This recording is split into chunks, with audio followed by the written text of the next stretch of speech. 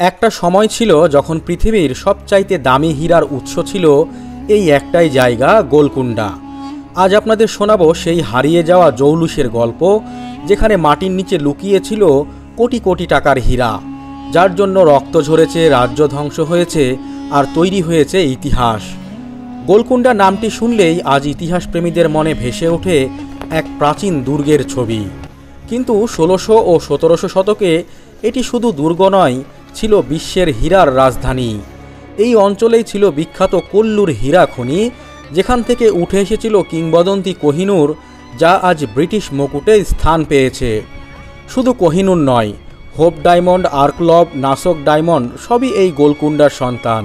এই হীরাগুলি কেবলই রত্ন ছিল না, ছিল রাজ্য ও যুদ্ধের ভাষা। কুতুবশাহী রাজারা গোলকুন্ডাকে বানিয়েছিলেন ধন সম্পদের এক দুর্গ।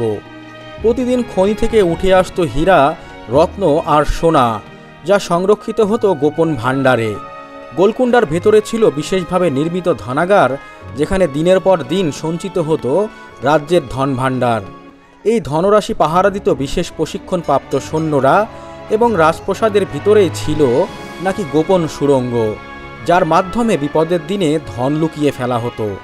কিন্তু যেখানে হীরার সমাহার, সেখানেই লোভ, বিশ্বাসঘাতকতা ও ষড়যন্ত্র।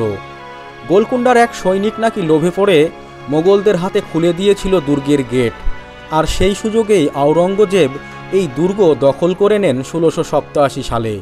কিন্তু আজও অনেক ঐতিহাসিক বলেন, গোলকুন্ডার সম্পূর্ণ ধনভাণ্ডার কখনোই খুঁজে পাওয়া যায়নি। গল্প আছে সুড়ঙ্গের ভিতরে আজও রয়ে গেছে কোটি কোটি টাকার হীরা।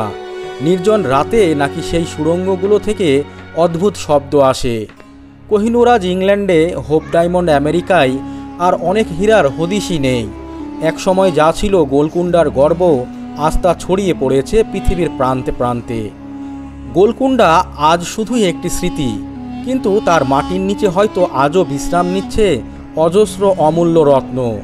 এটা কি শুধুই ইতিহাস, নাকি এখনও লুকিয়ে আছে কোনো অপূর্ণ রহস্য? প্রতি বছর অনেকেই আসে গোলকুন্ডা দুর্গে শুধু এক নজর সেই ঐশ্বর্য কল্পনার জন্য। কারো মতে ধন এখনও আছে গোপন সুড়ঙ্গে, কারো মতে হীরাগুলো নিয়ে গেছে বিশ্বাসঘাতক সৈনিকেরা। কিন্তু সত্যি কথা হলো, গোলকুন্ডা আমাদের শেখায় প্রকৃত রাজত্ব শুধু সিংহাসনে নয়, থাকে বিশ্বাসে। কমেন্টে লিখে জানাবেন আপনার কি মনে হয়, গোলকুন্ডার ধন কি এখনও লুকিয়ে আছে এই দুর্গের সুড়ঙ্গে?